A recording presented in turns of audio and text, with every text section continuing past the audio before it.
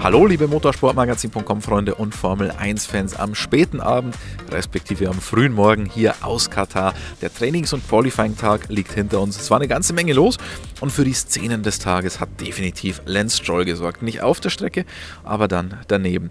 In der Qualifikation schon früh ausgeschieden im Q1 auf Position 17.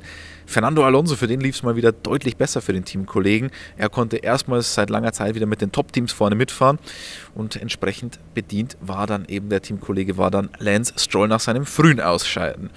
Aus dem Auto raus, da stand ihm dann erstmal der eigene Physiotherapeut im Weg, als er die Garage verlassen wurde. Der wurde dann relativ unsachte beiseite geschoben, also das gehört sich nicht. Ich glaube, man braucht die Szene jetzt auch nicht so skandalisieren, wie es mancherorts gemacht wird, aber das hat schon gezeigt, er ist richtig ausgerastet, hat den da auf die Seite geschoben. Das hat ihm nicht so getaugt. In den Interviews danach, Freitag ist nicht unbedingt der medienfreundlichste Tag an so einem Sprintwochenende. Es gibt keine richtigen Medienrunden für uns. F1 TV hat Zugang zu den Fahrern, aber das sind meistens PR-Interviews, also da wird relativ wenig gesagt. Lance Stroll hat aber auch da seinen Emotionen freien Lauf gelassen, viele Schimpfwörter gebraucht und insgesamt doch relativ wenig gesagt. Es zeigt, ja, er hat immerhin noch Emotionen, denn das haben ihm ja auch schon einige unterstellt, dass er dann nicht mehr mit dem Herz dabei wäre bei der Formel 1. Die Emotionen sind noch da, in die falsche Bahn gelenkt auf jeden Fall nach dieser Qualifikation. Klar, es gehört sich wirklich nicht, was er da mit dem eigenen Physiotherapeuten gemacht hat. Max Verstappen wurde für so eine Aktion gegen Esteban Ocon auch mal vor die Stewards geladen. In dem Fall nichts passiert, aber ist natürlich unschön. Die Frage, die sich stellt, ist Lance Stroll noch tragbar? Nicht aufgrund dieser kleinen Tätlichkeit, sondern eher aufgrund der sportlichen Situation. Fernando Alonso, der Teamkollege, belegt Platz 4 in der Fahrerweltmeisterschaft mit 174 Punkten, Stroll mit 47 Punkten. Nur Rang 10, noch deutlicher wird es, wenn man sich die letzten 7 Rennwochenenden anschaut. 43 Punkte für Fernando Alonso, 3 Punkte für Lance Stroll. The trend is your friend, und wenn man sich die Qualifying-Performance anschaut, die letzten 4 Grand Prix, Lance Stroll Platz 20, dabei auch noch einen richtig schweren Unfall gehabt, so dass er in Singapur gar nicht starten konnte, und dann jetzt zweimal der 17. Platz zuletzt. Die große Frage, die sich natürlich mit Lance Stroll stellt, ist auch, was passiert mit Aston Martin, denn Lance Stroll ist, wenn man so will, das Projekt seines Vaters von Lawrence Stroll, und der hat dieses Projekt Aston Martin nur so angegangen, um für den Sohnemann etwas zu haben, nachdem es ja bei Williams nicht vorwärts ging. Und deswegen gibt es auch schon Stimmen im Fahrerlager, die glauben, dass Aston Martin verkauft werden könnte. Also ich bin mal gespannt, so kann es auf jeden Fall nicht weitergehen mit Lance Stroll. Jetzt hat er immerhin mal Emotionen gezeigt und hat gezeigt, dass es ihm nicht egal ist. Zuletzt sah es ja eher so aus, als wäre er wirklich sportlich nicht besonders konkurrenzfähig und es wäre ihm ziemlich egal. Jetzt war er sportlich nicht konkurrenzfähig und es war ihm nicht egal. Also ich habe ihn nach der Qualifikation auch ein bisschen beobachtet, während das ganze Team noch im Debrief war, saß er einsam und verlassen in der Hospitality in der Ecke und hat was gegessen. Ist nicht schön mit anzusehen und ich kann mir vorstellen, dass das so lange nicht mehr so gut gehen wird. Es tut echt ein bisschen weh. Ihr wisst, ich bin nicht der größte Fan von Lance Stroll aufgrund der sportlichen Perspektive auch, aber das tut schon weh, das Ganze so mit anzusehen. Ich kann mir nicht vorstellen, dass das wirklich noch lange so weitergeht. Gestern habe ich euch unsere neue Printausgabe Nummer 93 angepriesen mit dem schönen Cover mit Max Verstappen drauf, mit dem Dominator, aber wir kümmern uns auch um die Sorgenkinder in dieser Ausgabe und dazu gehört natürlich Lance Stroll, das haben wir schon gut vorhergesehen, gibt es aber noch mehr Sorgenkinder. Wenn ihr wissen wollt, wer alle dazugehört, holt euch doch unsere neue Printausgabe, Link dazu ist in der Videobeschreibung. Das war, wenn man so will, die eine Farce. Die andere Farce, die hat sich dann eigentlich, wenn man es genau nimmt, auch neben der Strecke abgespielt. Track Limits. Es ist ein leidiges Thema und zunächst sah es so aus, als hätte sich Max Verstappen mal wieder auf Pole qualifiziert und dahinter eine ordentliche Leistung von McLaren mal wieder. Lando Norris auf Position 2, Oscar Piastri auf Position 4, aber bei Norris, da waren wir uns relativ schnell sicher, Track Limits. Der hatte schon den ersten Versuch im Q3 daneben gesetzt und im zweiten hat man es eigentlich auch gesehen, aber die Rennleitung hat ein bisschen gebraucht, bis man ihm die Runde aberkannt hatte. Das ist dann passiert, dann ist Oscar Piastri nachgerückt. War schon bei den Interviews und dann hat man auch gesehen, okay, der war auch draußen, dann ist auch er zurückgefallen, er auf Position 6, Lando Norris auf Position 10. Lando Norris hat sich selbst gegeißelt, hat gemeint, naja, alles seine eigene Schuld. ist ja auch so. Ich meine, letztendlich kann man es ganz einfach machen. Man kann innerhalb der weißen Linie bleiben. Trotzdem ist das natürlich nicht im Sinne des Erfinders, nicht im Sinne des Sports. Es wird langsam zu einer Farce. Wir haben relativ lange danach noch diskutiert, was passiert jetzt weiter. Gibt es noch weitere Vergehen, die noch nicht geahndet wurden? Was passiert dann im Rennen? Das hatten wir ja schon in Österreich, als das Rennen dann später nochmal auf den Kopf gestellt wurde. So kann es eigentlich auch nicht weitergehen. Da bin ich wieder am Punkt wie mit Lance Stroll.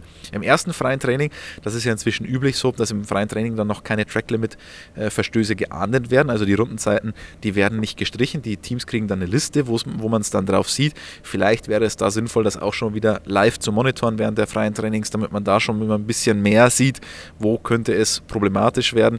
Insgesamt muss man aber wahrscheinlich an den Strecken ansetzen. Wir haben es gestern schon erläutert, MotoGP und Formel 1 teilen sich diesen Kurs. Man hätte jetzt beim Umbau die Möglichkeit gehabt, alles mit Kiesbetten direkt an der Strecke zu machen. Die Motorräder wollen das aber nicht und deswegen ist man dann wieder bei sowas rausgekommen. Das ist wirklich alles andere als gut. Ich bin mal gespannt, ob es dann im Rennen ein ähnliches Chaos wird wie in Österreich. Man muss jetzt aber endlich mal was machen. Ich habe euch schon erzählt, es gibt eine spezielle Lösung, die man hier mal ausprobieren wollte, hat sich es aber noch nicht getraut. Also man muss jetzt solche Sachen mal ausprobieren. Es kann nicht sein, dass wir alle paar Rennwochenenden da diese Diskussionen führen. Das führt den Sport ad absurdum. Das, was auf der Strecke ist, das Tolle, diese schönen, spektakulären Runden werden am Ende nichts mehr wert. Wir diskutieren über solche Sachen. Also da bin ich mal gespannt. Man experimentiert am Red Bull Ring, habe ich heute gehört, auch mit AVL zusammen an der Lösung, dass man es sofort überwachen kann. Wäre schon mal eine kleine Steigerung. Trotzdem muss man da auch wieder Wege finden, um die Fahrer wirklich zu bestrafen, wenn sie einfach drüber hinausfahren und nicht einfach nur sagen, du warst jetzt über der weißen Linie, ja oder nein. Der große Profiteur dieser ganzen Track-Limit-Diskussion oder Strafen war Mercedes. George Russell ist auf Position 2 vorgerutscht, Lewis Hamilton auf Position 3. Qualifiziert hatten sie sich ursprünglich auf den Rängen 3 und 5. Und das ist für Mercedes schon ein ordentlicher Schritt nach vorne gewesen, auch die ursprünglichen Positionen. Denn zuletzt in Japan lief es ja alles andere als gut für Mercedes. Wahrscheinlich kommt da so ein bisschen die Streckencharakteristik mit ins Spiel. Ja, auch hier viele schnelle Kurven, aber der Kompromiss ist nicht so gefragt. Es gibt nur wenige, so richtig langsame Kurven gibt es gar nicht, wenn dann sind es mittelschnelle Kurven. Und das heißt, der Kompromiss, der Mercedes in Japan noch so hart getroffen hat, den gibt es hier eigentlich nicht mehr. Man kann sehr, sehr tief fahren, es gibt eigentlich keine Bodenwellen und das scheint dem Silberpfeil ein bisschen besser zu liegen. Und was auch noch ein guter Schritt für Mercedes ist, dass es an dem Sprintwochenende mal gut läuft. Da hatte man in letzter Zeit richtig große Probleme mit einer Trainingssitzung richtig in den Parc Fermé reinzukommen mit dem richtigen Setup. Das hat hier offenbar ganz gut geklappt und deswegen ist man da bei den Silberpfeilen auch jetzt ohne das Vorrücken nach der Track-Limitation eigentlich ganz zufrieden gewesen. Bei Ferrari genau das Gegenteil. Eigentlich war man an den Sprintwochenenden bislang immer ganz gut unterwegs. Jetzt ist relativ wenig zusammengelaufen. Charles Leclerc nur auf Position 7 qualifiziert. Der ist dann noch auf Position 5 nach vorne gerutscht. Der hatte Probleme, die Reifen ins richtige Arbeitsfenster zu kriegen. Jetzt denkt man sich, okay, die auf Temperatur zu bringen auf der Strecke bei den Temperaturen. Das Problem ist tatsächlich die Hinterachse. Es ist eine Strecke, die sehr stark auf die Vorderachse geht. Die waren dann auch sofort da, die Vorderreifen, aber die Hinterachse nicht sofort zu Beginn der Runde. Und deswegen hatte man vor allem in den Kurven 4 und 5 da Probleme, dass dann das Heck mal weggegangen ist. Deswegen war bei Ferrari nicht besonders viel drin. Teamkollege Carlos Sainz, der hatte ähnliche Probleme, der kam auch im freien Training noch überhaupt nicht klar. Dann dazu noch ein bisschen Track-Limit-Probleme, musste einen neuen Versuch starten und hat es dann tatsächlich nicht geschafft, in Q3 einzuziehen. Nur Startplatz 12 für den Spanier, für den einzigen Nicht-Red Bull-Sieger der Formel-1-Saison 2023. Ähnlich schlecht erging es übrigens Sergio Perez, dem wurde die schnellste Runde im Q2 gestrichen, der ist dann wieder mal nicht ins Q3 eingezogen. Für Teamkollege Max Verstappen, was soll man dazu noch groß sagen? Pole Position. Ja, den letzten Versuch, auch da hat er mal einen kleinen Fehler gemacht, hat trotzdem noch locker gereicht. Er kann sich dann am Samstag, am Sprint-Samstag zum Weltmeister krönen. Da hat sich heute eigentlich noch nichts an der Ausgangssituation geändert. Trotzdem ist es äußerst wahrscheinlich, dass die WM-Entscheidung dann schon am Samstag fällt. Wir haben jetzt ja die Startaufstellung für Sonntag ausgefahren. Also das nochmal der Hinweis. Morgen können wir alles vergessen, was wir heute besprochen haben. Red Bull hat das richtige Setup offenbar gefunden an dem Sprintwochenende. Das ist die gute Nachricht aus Max Verstappens Sicht.